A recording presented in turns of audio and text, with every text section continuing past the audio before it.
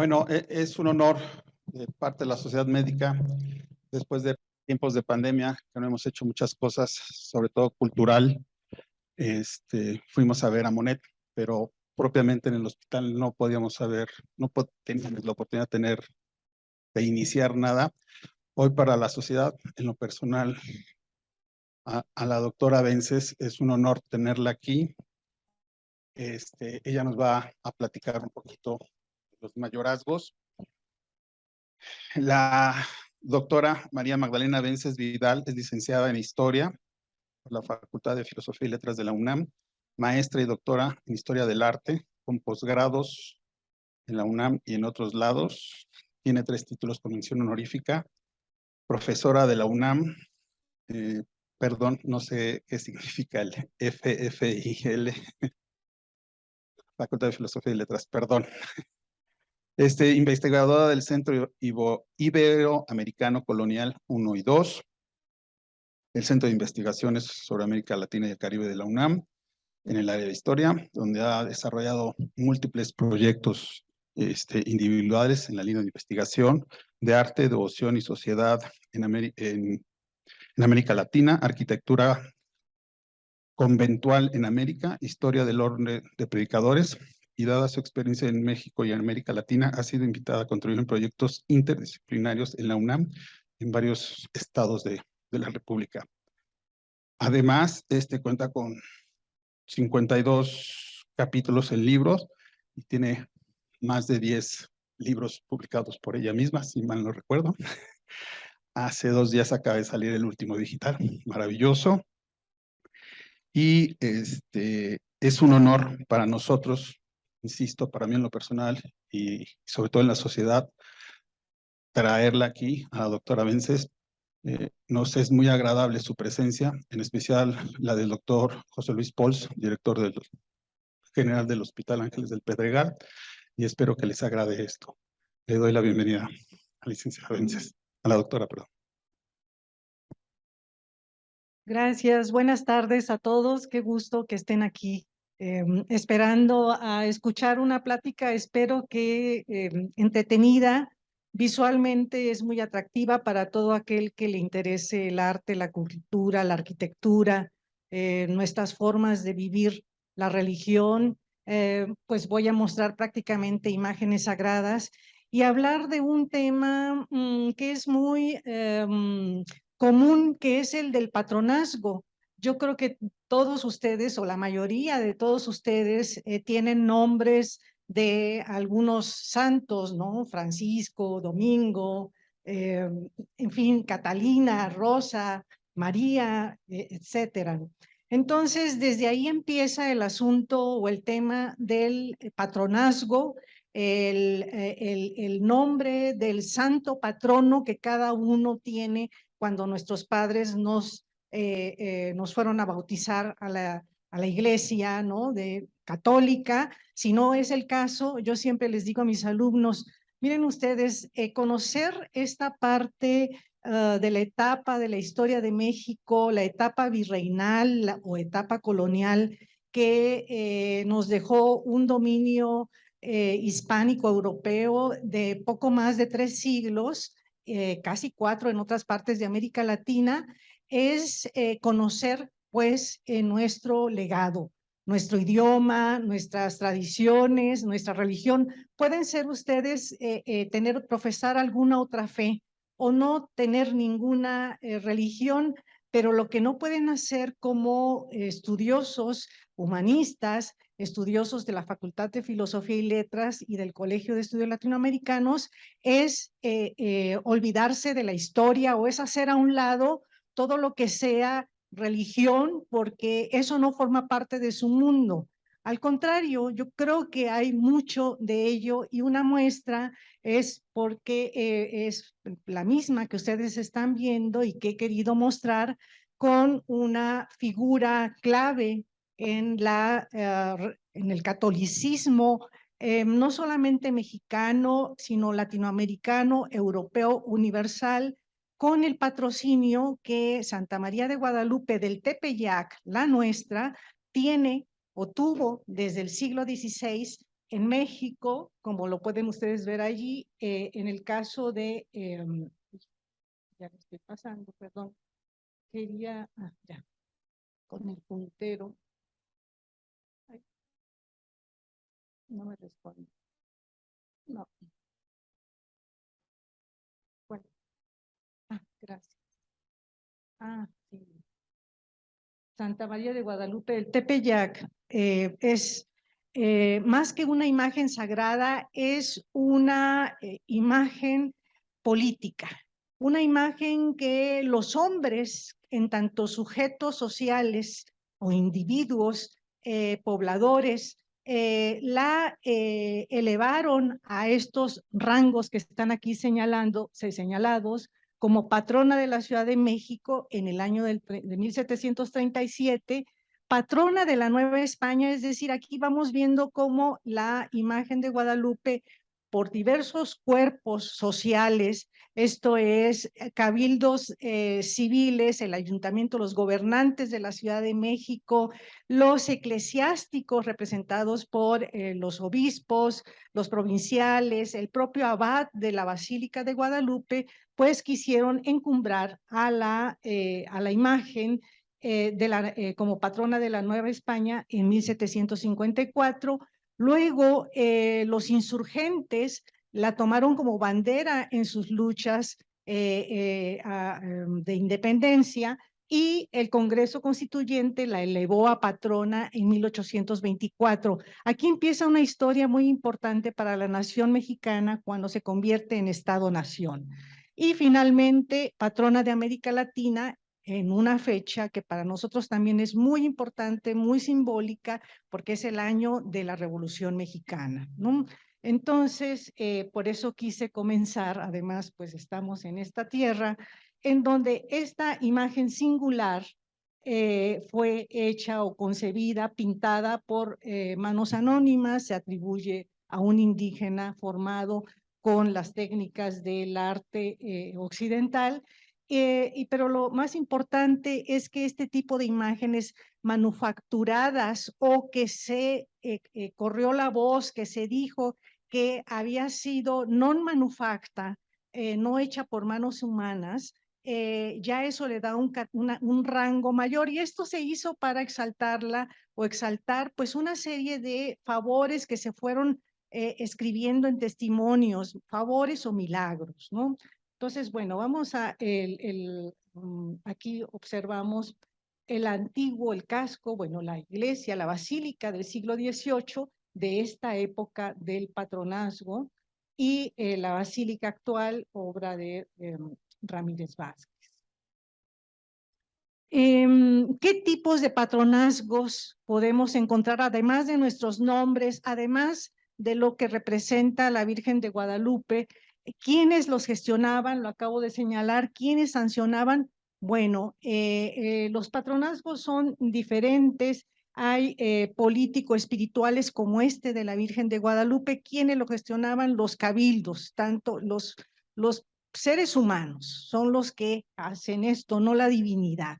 La divinidad está representada a través de ese lienzo o de otras figuras que vamos a ver a continuación, ¿no?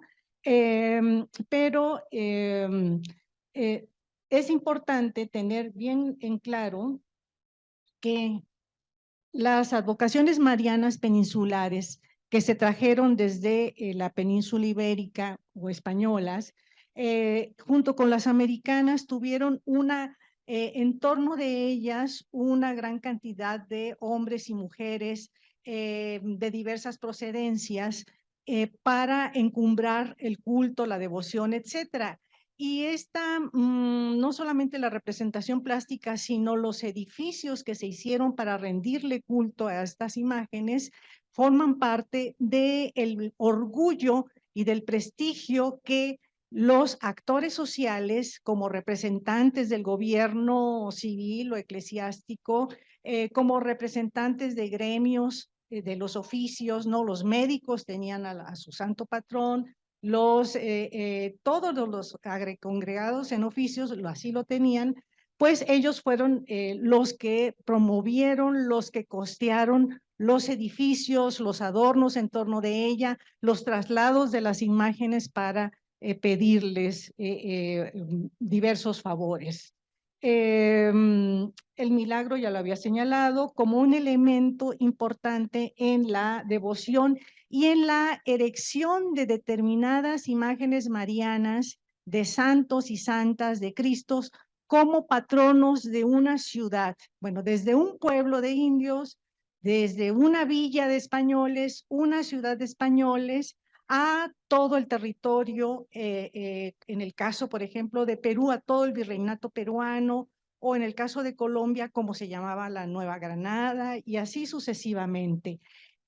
Una parte muy importante de este patronazgo tiene que ver con la petición a la divinidad que apaciguara los desastres naturales, así también que apaciguara las enfermedades y las epidemias, la viruela, el tabardillo, enfermedades así que les llamaban pleuresías, el matlazáhuatl el famoso tifo exantemático, que en aquella época pues asolaba a las poblaciones, ¿no? Y que tuvo una gran expansión. Estos microbios tuvieron una gran expansión en los territorios, no solamente aquí, al mismo tiempo que en América había pestilencias o que le llaman epidemias de peste, también en Europa, ¿no? Esto pasaba como ahora pasa, y desde antes en Europa, ¿no? Desde con la peste negra, antes, mucho antes, desde el siglo XVI, que es cuando empieza nuestra historia en América Latina y el Caribe. La fiesta, la procesión y los traslados forman parte de ese catalizador al que acuden pues las gente, los residentes, y en esas mismas fiestas y procesiones se desdoblan socialmente. Ahí se hacen reconocer por el otro. ¿Quiénes eran los otros? Había una gran cantidad de población españoles llegados de la península, los que nacieron aquí, los llamados españoles criollos, los naturales, las derivaciones del mestizaje entre indígena y español, la llegada de los negros africanos, los negros criollos, los mulatos, que son la mezcla, etcétera, ¿no? Y así sucesivamente. Esto es lo que somos en México, y con esta cultura católica y de origen hispánico y de fervor también, de gran fervor y devoción por parte de los naturales o de los distintos grupos etnolingüísticos, fue que se hizo pues toda una participación masiva social en el espacio público. Los espacios públicos por excelencia son las plazas, son las calles, como la Plaza Mayor de la Ciudad de México, y así la de todos lados. Una imagen, estos sujetos o individuos sociales elevan las imágenes a la condición de poderosas, se prodigan, se corre la voz que fue milagrosa, que ayudó, que apaciguó la epidemia, etcétera. Y por eso es tan importante también en eventos de la naturaleza, contra los sismos, contra los ciclones, contra las constantes lluvias, etcétera. ¿De qué manera podemos observar ese patronazgo? Bueno, en la materialización de la arquitectura. Vamos a ver unos ejemplos de la arquitectura, de la plástica y del arte efímero. Ahí tienen ustedes un par de ejemplos de una devoción muy famosa, poco conocida, y de la que yo escribí un libro, que es Nuestra Señora de la Antigua de Sevilla, de la Catedral de Sevilla, pero que llegó inmediatamente a suelo en el Caribe. Ahí fueron las primeras imágenes. El ejemplo que están aquí ustedes viendo corresponde a un retablo de la Catedral Primada de América, en República Dominicana.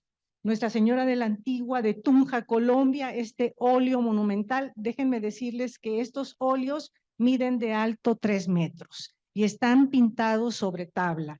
Y entonces, ¿cuál es la figura principal al centro? Pues la Virgen María.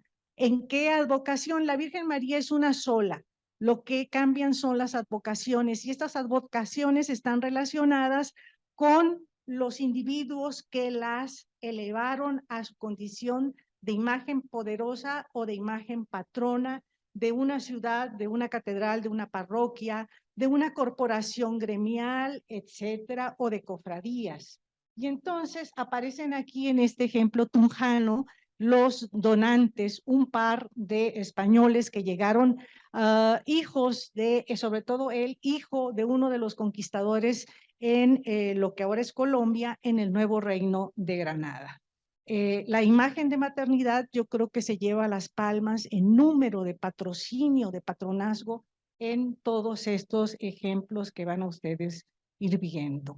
Nuestra Señora de Altagracia de Higüey, en República Dominicana también, vean nada más que cándida imagen, es otra de las del siglo XVI, mediados del siglo XVI, y no es más que la representación del nacimiento del niño. Y aquí está San José por ahí atrásito, y aquí en el barroco guatemalteco antigüeño, y esto pues también invita a conocer. Yo supongo que ustedes cuando se van de vacaciones, pues se van a conocer México o estos sitios históricos en donde hay una gran cantidad de museos, iglesias, etcétera. Pero también en Centroamérica, en Sudamérica, en el Caribe, hay todo este tipo de vestigios que nos hace o que son el resultado de una herencia o de un origen común que tuvimos en esos 3 siglos de dominio hispánico. Y ven ustedes el nicho principal de la portada de la iglesia de los betlemitas. Recuerden que los betlemitas fueron una de las órdenes hospitalarias que se fundaron en el siglo XVII, en el XVI en México, en el XVII en Antigua Guatemala. De hecho, los fundadores procedieron de aquí, fueron para Antigua Guatemala y dedicaron su iglesia al nacimiento de Jesucristo. Aquí a José lo ponen en un sitio importante, ¿no?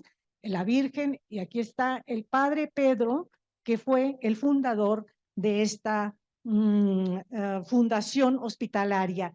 Una de los hospitales fueron fundamentales en la configuración de las ciudades. En República Dominicana está el primer hospital desde 1502 con el gobernador Nicolás de Obando. Claro, ¿cómo se iba a llamar el hospital? Pues de su santo patrono. Si él se llamaba Nicolás, pues el hospital es San Nicolás. El hospital de San Nicolás, del que quedan unas ruinas porque los ciclones y los sismos en República Dominicana, como ustedes saben, que colinda con Haití, pues es muy fuerte, ¿no? San Juan Bautista Coixtlahuaca en la Mixteca Alta acaba de pasar su festividad y aquí está tallado en piedra del siglo XVI en esta monumental iglesia. No está aquí en la portada principal, sino está aquí en la lateral porque ve hacia la población que se desarrolla al norte de la iglesia. Y aquí está este santo patrono de ciudad. El interior de la iglesia es apabullante, monumental, como de unos 20 metros de alto, 22 metros de alto, y puede uno observar el retablo. Este es el retablo del último libro que se acaba de presentar ayer, por cierto, del que se restauraron las pinturas. Y esta es la imagen que se saca en procesión y que podemos mirar aquí cómo la están sacando en anda los portadores, ¿no? Es monumental también, se pone bajo dosel, y aquí está la preparación de una de las ermitas. Como les decía al principio, esto también nos muestra la riqueza del arte efímero, ¿no? La arquitectura, el adorno efímero que ahora sí que reviste nuestros edificios antes de lo que ahora hace la luz o el láser sobre las fachadas de los edificios más importantes de una ciudad. Y se hace con las plantas, con las flores que se encuentran en la propia población, en el mejor de los de los casos. Hubo una de las tradiciones más espectaculares que tienen ahí en Coixtlahuaca, Oaxaca, es esta en la que construyen las ermitas, y la procesión dura 3 horas, por lo menos la primera a la que asistimos, y empezaba en la tarde, como se puede ver aquí, y termina en la noche, ¿no? Pero aunque esta es de otra época. Esto nos invita pues también a reconocer o a reflexionar sobre esta participación humana y esta tradición que se remonta al siglo XVI y que se sigue haciendo hasta la fecha. De hecho, los que se encargan de elaborar estas arquitecturas efímeras con encajes, con luces, con cintas metálicas, el adorno que se quiera incorporar, tienen que ser especializados. Son varones los que hacen estas construcciones y hay que acudir a ellos. No lo puede hacer cualquiera y se hacen 4 de ellas en toda la población. Otra imagen interesante, Mariana, que es patrona de otro país, es la de Nuestra Señora del Rosario de Chiquinquirá, patrona de Colombia. Al igual que la de México, y fíjense ustedes, estos patronazgos se rigen por algunos elementos, al igual que la Guadalupe de México y otras más.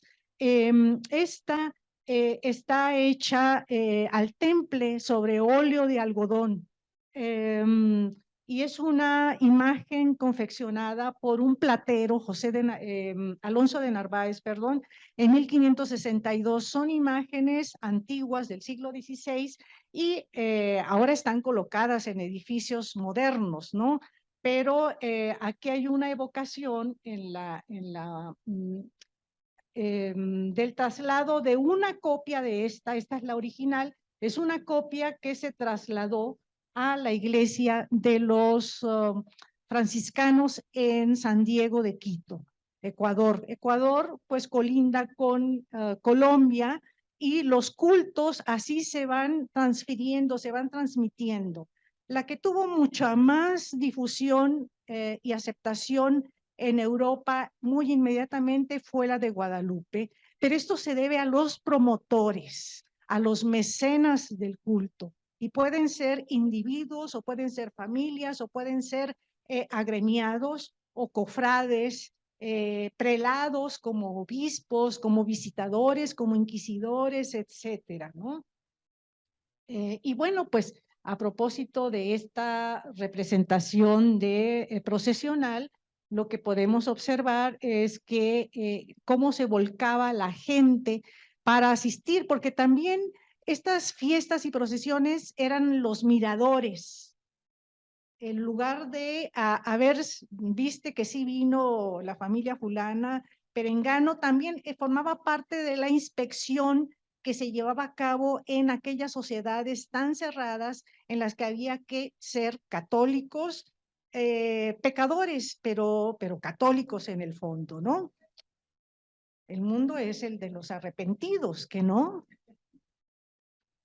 Bien, Nuestra Señora de Chiquinquirá de Maracaibo, en Venezuela. Vean ustedes la diferencia, es la misma iconografía que la colombiana, pero la diferencia está en la encarnación del niño, de la Virgen, que está un poquito más aclarada, pero es la encarnación, es decir, la carne morena, porque pues Venezuela y Maracaibo particularmente es una de las ciudades en torno al lago de Maracaibo. Y estaba poblada densamente por negros africanos, como negros criollos y mulatos, además de naturales. Entonces también, como nuestra Virgen Morena para los naturales, esta fue pigmentada. Algunas otras fueron despigmentadas, por cierto, ¿no? Esta es otra de las representaciones plásticas más llamativas, porque no solamente es pintura, sino es relieve, pero no tallado en madera, sino tela encolada. La tela era objeto de aplicación con cola, se sumergía en cola y se endurecía y hacía una especie pues como de volumen, ¿no? Las imágenes con volumen como las vamos a ver ahorita, fueron más impactantes en estas representaciones plásticas marianas, cristológicas, hagiográficas, etcétera. Nuestra Señora de la Candelaria de Copacabana, no Brasil ni la playa de Copacabana, sino Copacabana, Bolivia, el puerto boliviano en el lago Titicaca. Es magnífico visitar el lago Titicaca y poder transcurrir, incluso, no digo que en una balsita de totora, esto es un junco con el que se hacen balsas, y entonces ella vive por acá a las orillas de la población, en su santuario. Ella es una imagen de la Virgen María, también de tamaño un poco más del natural, de una mujer alta, como de 1,80 más o menos, y que fue objeto de revestimiento para sacarla en procesión. Esta era la ventaja de las imágenes de bulto, poderlas revestir de los vestidos, de las capas bordadas en hilo de oro, en hilo de plata, capas de plumas de aves, que en Perú se dio mucho este fenómeno de revestimiento, para hacerlas lucir en sus trayectos. Los trayectos no eran nada más para que paseara la imagen, sino era para pedirle favores, era para que sacralizara el espacio. Esto también forma parte, pues, de otros de los objetivos con que se impulsó la devoción a las imágenes, ¿no? A las imágenes sagradas. Como está señalado ahí, es una imagen escultórica hecha con pasta de maguey. Como el lienzo de Guadalupe está hecho con fibra de ixtle o maguey. Que entonces estamos ante un fenómeno de imágenes confeccionadas con materiales de la tierra, con pigmentos de la tierra, y haciendo milagros en la propia tierra. ¿Cómo no iban a ser consideradas para ser erigidas en patronas? Claro que sí, ¿no? La Virgen de Cocharcas, que es otra imagen de bulto, esto es en el Perú, también está aquí. La original es de bulto. En la pintura pueden mostrarse, pues, toda la serie de doseles que bajo el que iban ellas. Por cierto, aquí se nos muestra a la vista de todos, pero en aquella época, tanto en el nicho en el que estaba al interior de la iglesia, como cuando la sacaban para las procesiones, estaba cubierta de cortinajes o iba cubierta con velos. Y esto formaba parte de un artificio teatral, pero un artificio también de impacto devocional, porque entonces después de la procesión se la regresaba a la iglesia para que ahí se desplegaran los velos y se dejara ver el misterio. ¿Qué se descubría? ¿Cuál era el misterio de estas imágenes? Que son representación de la divinidad. Es la maternidad divina, son la representación de la mismísima gloria, ¿no? Que puede estar al alcance de todos si sigues una serie de conductas, etcétera. Vean ustedes esta preciosísima portada barroca salomónica, y esto ya es muy especializado, así por las columnas salomónicas, pero todo el lenguaje que la reviste lo reconocemos como barroco y es del primer tercio del siglo XVIII. Es la iglesia de la Merced de la ciudad de Lima. Y esta, que asoma así como si estuviera en el escenario de un teatro, se asoma para proyectar su sacralización o su sacralidad a la población que se reunía aquí en el atrio. Hay mucho, pues, de qué decir, pero hasta aquí me detengo. Para seguirles mostrando otras bellezas, los camarines donde se resguardan las imágenes, donde se colocan en los retablos. Generalmente son imágenes que presiden toda esta estructura que aquí no alcanzamos a ver por completo. Esta es la vitrina y detrás está el camarín. Esta es la Virgen de Ocotlán en Tlaxcala.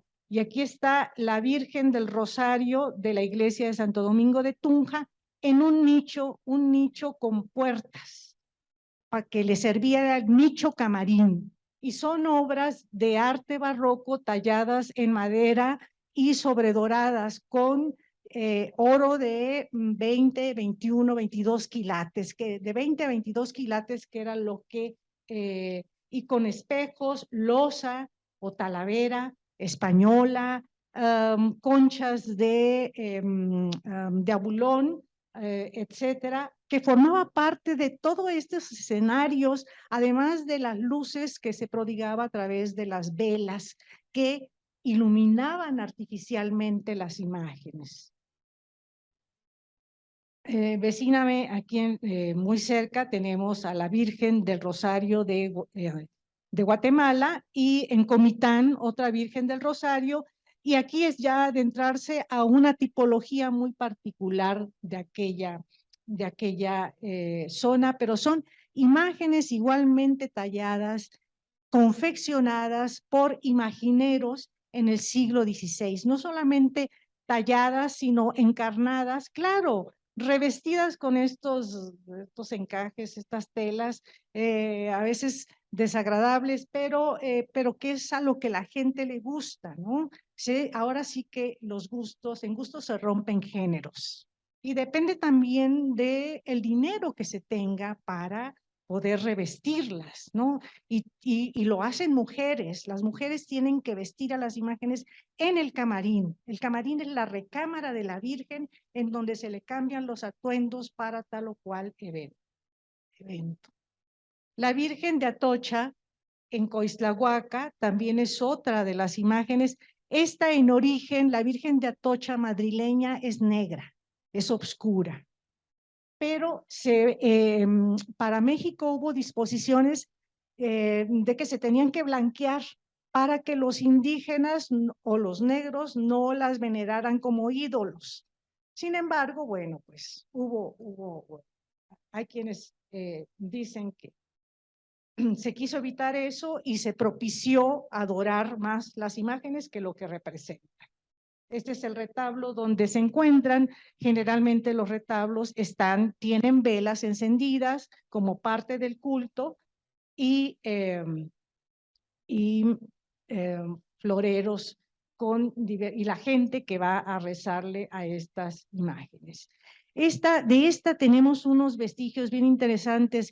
Cuando se la sacaba en procesión, o a veces para acrecentar su devoción o para que se diera a conocer las virtudes de las imágenes, lo que se hacía era mandar construir un cajón de demanda, o bien ya en tiempos más modernos, casi principios del siglo XIX, mandar a hacer la alcancía de lámina, con la estampa ahí colocada, y aquí quiénes son las madrinas que se iban a encargar de hacer el acopio económico de estas imágenes. Entonces, volviendo al cajón, podemos observar aquí el desglose de algunos de los milagros que esta imagen de Atocha de la parroquia de Coixtlahuaca hizo, no solamente a pobladores de la localidad, sino en otras zonas de la Mixteca.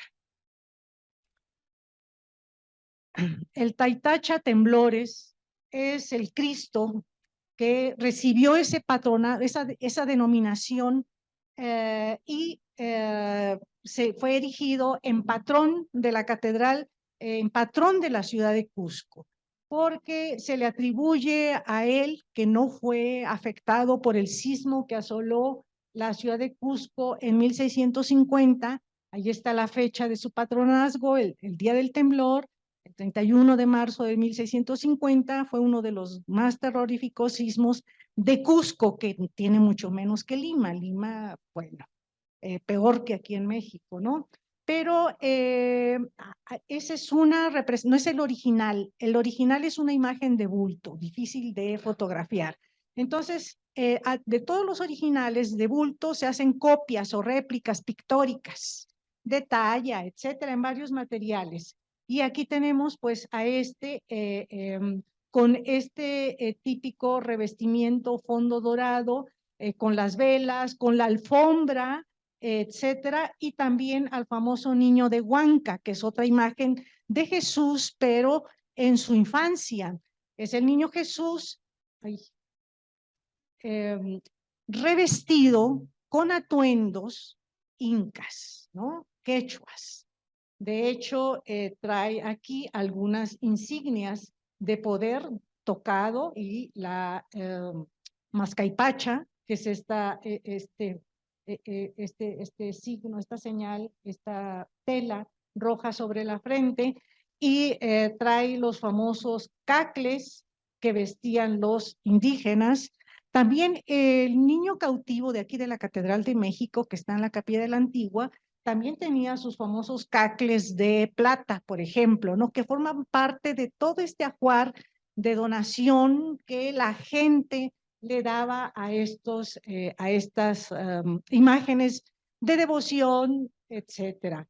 Y aquí en esta pintura podemos observar las cortinas descorridas para dejar ver al niño Jesús de Huanca acompañado de sus floreros y otros elementos que porta, como es el orbe, el signo de la bendición o del señalamiento que él posee la unidad de la doble naturaleza.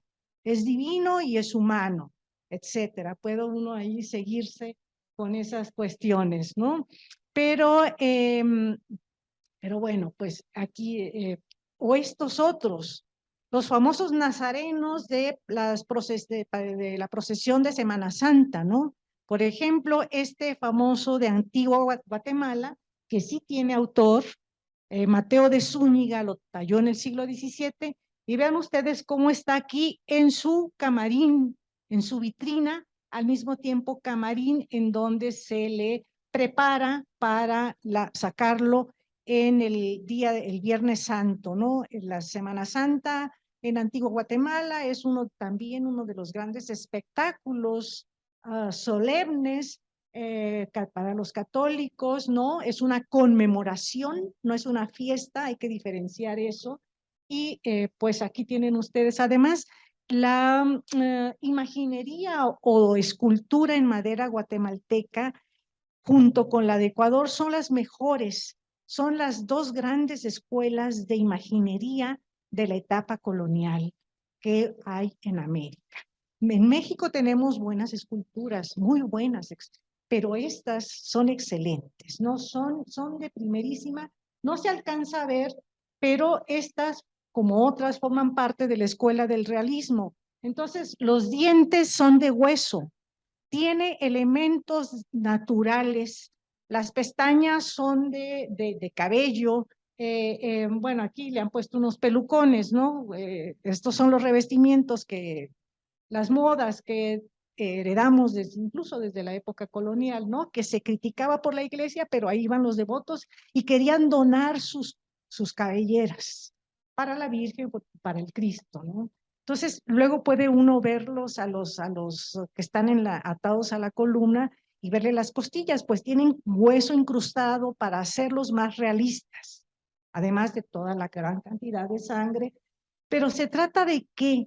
De que a través de estos elementos de realismo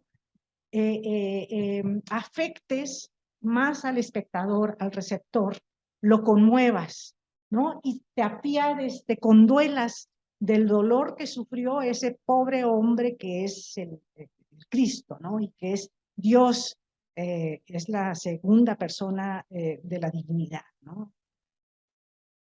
Patronazgos, ¿sabían ustedes que Santo Domingo de Guzmán, patriarca de la Orden de Predicadores, fue patrono de la Ciudad de México? Pues ahí están las fechas 1630, 1861, y no solamente fue patrono de la ciudad, sino patrono de aguas. La Ciudad de México sufrió grandes inundaciones en el siglo XVII hasta que en el XVIII se resolvieron en cierta medida. Pero el siglo XVII, bueno, andaban en canoa. A la Virgen de Guadalupe la tuvieron que traer desde la Basílica por la calzada del Tepeyac, que era una calzada de tierra flanqueada por el lago, y la trajeron a la catedral en canoa para pedirle que apaciguara el agua. Había llovido muchísimo en esta temporalidad de cuando se nombró patrono a Santo Domingo de Guzmán. 1629 es el año de la gran inundación que duró casi todo el año. Estuvo la ciudad anegada. Y ustedes saben dónde está el convento de Santo Domingo, ahí en la Plaza de los Escribanos, ¿no? A donde antes uno acudía ahí a que le hicieran cartas y eso, ¿no? Esa zona siempre ha sido muy endeble, ¿no? Entonces, pero lo interesante es que los dominicos aprovecharon a impulsar una devoción que cobraba vuelos desde Italia, Santo Domingo en Soriano, que es una imagen que se cree de origen aqueiropoyeta o aqueiropoyético, es decir, una imagen que se afirmó y así se divulgó que había hecho, que había bajado del cielo, que la Virgen María, junto con María Magdalena y Santa Catalina de Alejandría, la habían bajado desde el cielo para dársela a un dominico del convento de Soriano en Italia, que quería una imagen de su santo patriarca. Entonces, esto que ocurrió en 1531 en Italia, al siglo siguiente hubo un gran ímpetu de su devoción en España y de ahí a México. Y el pintor dominico Alonso López de Herrera, que está aquí su nombre, la pintó. Es también una imagen al óleo sobre tabla, aquí están las medidas, y se cree que la haya pintado en esta fecha. Por eso dice que es un retrato de la milagrosa y celestial imagen de Santo Domingo que está en Soriano. Esta imagen es esta. Para que vean también cómo dentro de un retablo, si no estás en el centro, aquí por ejemplo ahora está la Virgen del Camino, que le llaman, Nuestra Señora del Camino, pues está en alguno de los otros puestos principales, pero aquí ha cambiado mucho o cambió mucho la localización de este Santo Domingo en Soriano. Podría platicarles más, pero nos vamos a la siguiente. Ya no sé ni cuánto tiempo llevo porque a veces tengo que traer más un guión, así que me vaya contando los minutos, pero en fin. San José. San José, ay, ya nada más me faltan 3. San José y San Marcial, que están aquí en esta pintura, este San José y este San Marcial, es Nuestra Señora de la Antigua o de la Rosa de la Catedral de Oaxaca. Fueron nombrados primero San Marcial, patrono de la ciudad de Oaxaca y contra los sismos. San José, el patrocinio o el patronato de San José sobre los temblores en la ciudad de Oaxaca, que se instituyó en la Catedral de Oaxaca, corresponde al último tercio del siglo XVII. El último tercio del siglo XVII en Oaxaca hubo sucesivos sismos hacia 1687, pero antes otros y poquito después, hacia 90, 92, etcétera, que incluso desquiciaron las naves. El término desquiciar es un término que se utilizaba en la época para referirse cómo las piedras que formaban parte de la construcción de la bóveda se habían desfasado. Entonces, es una etapa en la que ellos dijeron, bueno, vamos a acudir al santo patrono de México, bueno, de la Nueva España. ¿Quién es el santo patrono de la Nueva España? San José. San José, que fue así nombrado en el primer concilio mexicano de 1555, pero que estaba por ahí oculto ante el empuje de otros cultos como el de la Virgen de Guadalupe, como la de los Remedios y muchas otras, y muchos otros santos, ¿no? Entonces, se revive ese patronazgo a tal grado que también en la Ciudad de México se acude a San José para nombrarlo patrono de la Ciudad de México en 1732 y ante la frecuencia sísmica. Y en 1737 también pues echó mano de todos los patronos de la Ciudad de México y de muchos santos más para pedir la clemencia, la misericordia divina y se apaciguara la peste de tifo que asolaba la ciudad. Muertos por todos lados, en las calles, etcétera. En fin, algo más iba a decir de aquí. Bueno, pues es que de alguna manera, pues son óleos hechos, tiene vestigios del siglo XVI, pero rehecho en el siglo XVII-XVIII. Esto es completamente del siglo XVIII. Es una imagen de las que le llamamos de este barroco luminista, en contraste al claroscurista, que es otra de las expresiones del barroco. Y siguiendo en esta tónica de santos protectores contra las epidemias, contra las enfermedades, tenemos a un santo dominico, además de la Virgen de Guadalupe, también reconocida como abogada, porque también ese es otro nombre, abogada o intercesora ante tales o cuales males.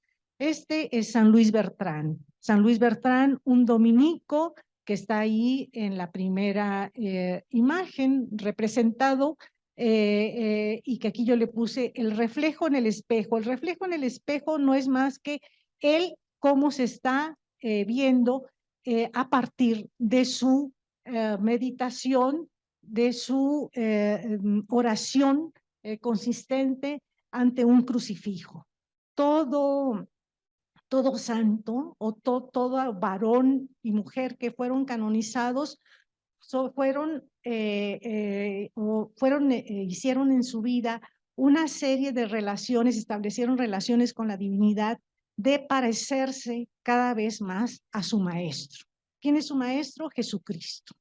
Entonces, en la pintura, en la plástica, esto se representa justamente haciendo esta interacción gestual y visual del reflejo en el espejo, ¿no? Este fue un varón muy afectado por las enfermedades, tanto que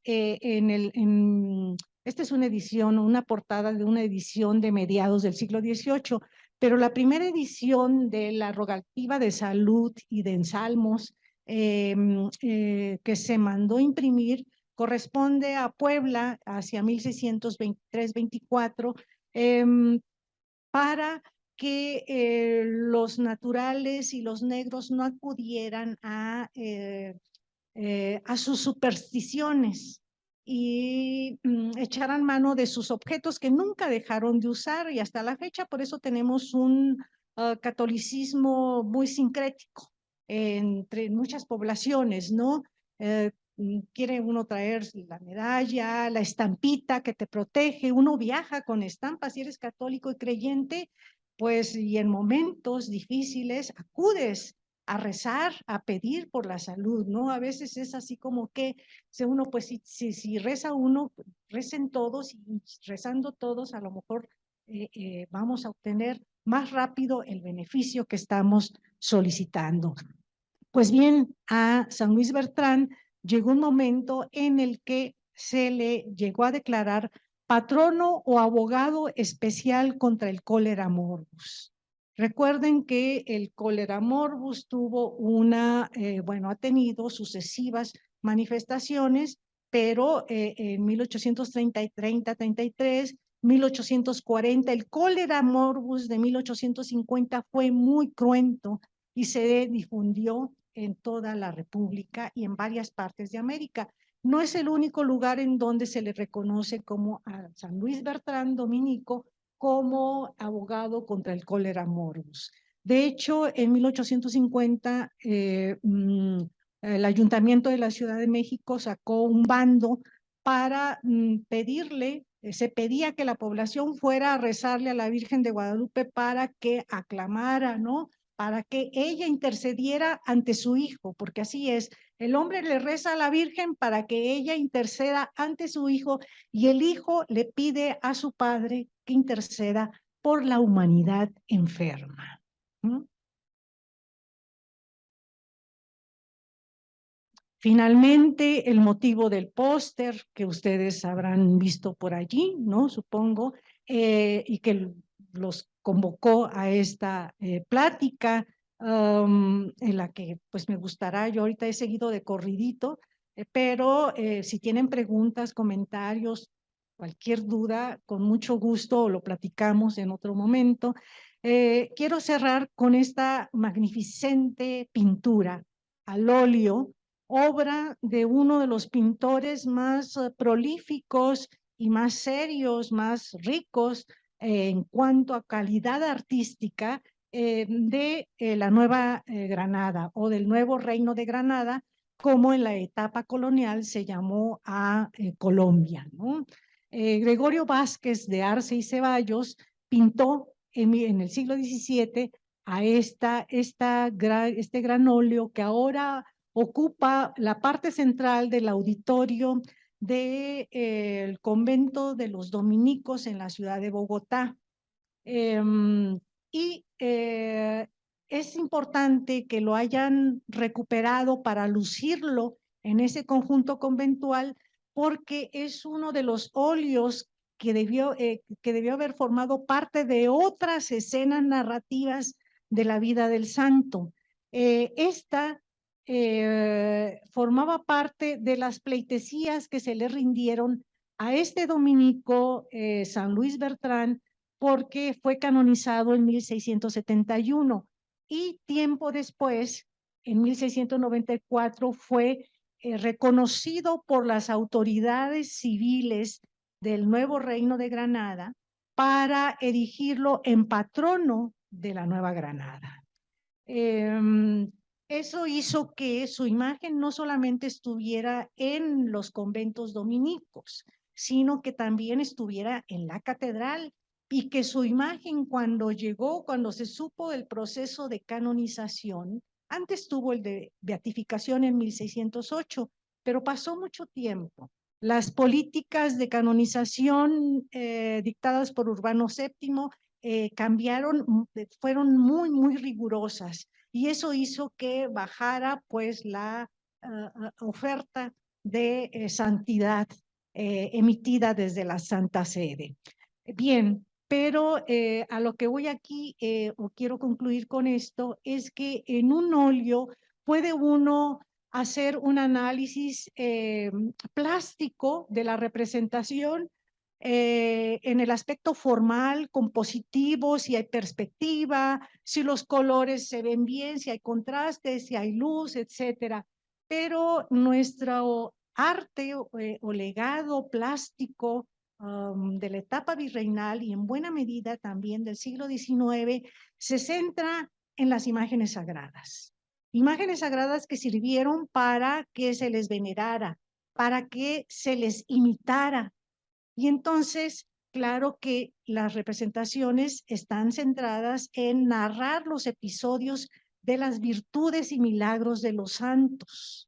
Y en este caso está representado aquí San Luis Bertrán vestido de manera elegante, con ese hábito blanquinegro característico de los dominicos y de su acompañante, también dominico, está aquí haciendo todo, gesticulando, toda una expresión gestual, y a través de los motivos iconográficos y de la representación del caballo, que ahora sí que hace, el caballero hace que frene los ímpetus con el que viene a galope, ¿no? Por eso es que se levanta en vuelo aquí.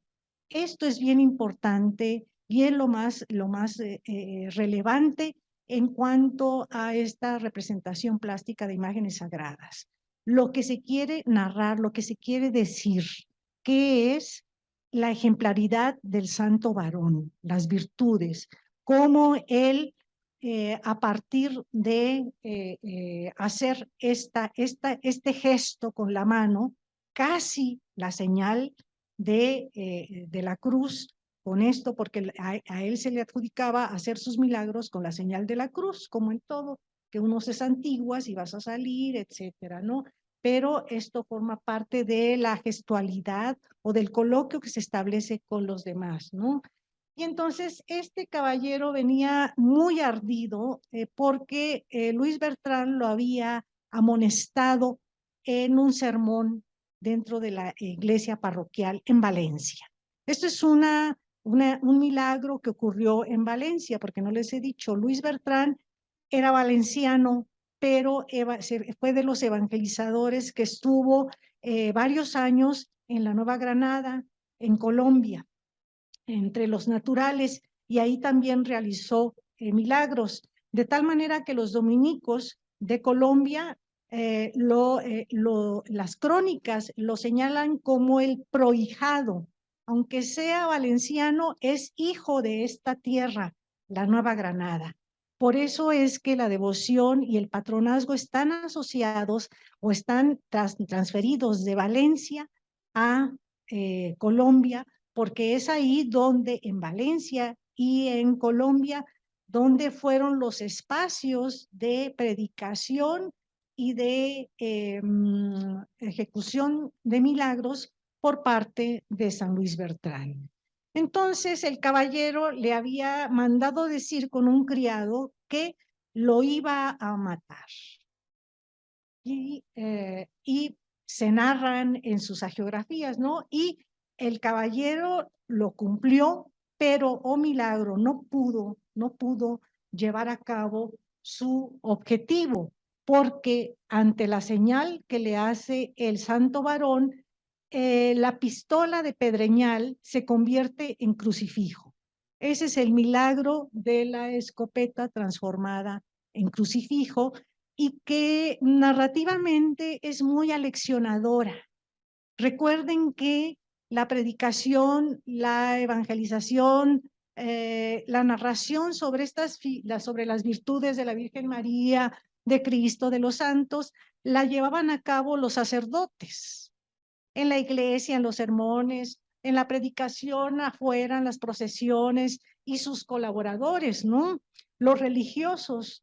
Y entonces, así, ahora con un puntero, pero antes era con una vara de cualquier planta, árbol, para llevar a cabo la explicación de estos milagros, ¿no? Y este es uno de los más famosos, incluso que le ganó a este otro, en donde aparece, que es muy característico, o es uno de los atributos iconográficos más característicos de San Luis Bertrán, copiado, por supuesto, de San Juan Evangelista, porque se le dio a Luis Bertrán los naturales, naturales de Colombia, chipchas, le dieron a beber un veneno, él quería agua y le dieron un agua envenenada, y entonces al momento que lo iba a tomar salió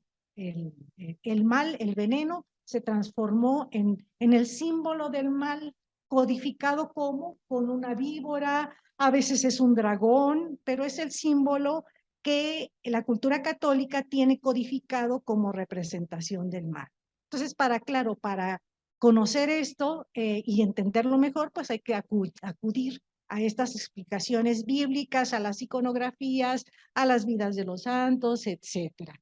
Y aquí, bueno, es mucho más complejo, pero lo voy a dejar ahí porque no es una vasija de barro, no es una vasija de plata como hay otras representaciones, sino es un cáliz. Y hay dos sentidos iconográficos en esta representación. Rememorar cómo Dios salvaguardó de la muerte a este santo varón para que prosiguiera predicando su palabra, para que hiciera buenas obras, pero también por el cáliz que se usa para consagrar el cuerpo y la sangre de Cristo en la misa, forma parte de la asiduidad que San Luis Bertrán o Beltrán con L o con R tenía en la Eucaristía. Entonces esto es parte pues de la cultura que llamamos la cultura del barroco, pero va más allá que esa terminología. El barroco, la cultura del barroco se desarrolló entre el siglo XVII y XVIII en América, pero desde el siglo XVI tenemos ya prácticamente este tipo de representaciones visuales que nos están hablando o que les estaba hablando en aquella época a los diferentes pobladores, pues de las verdades cristianas, ¿no? Y de cómo debían de honrar a Dios a través de la materia. Muchas gracias.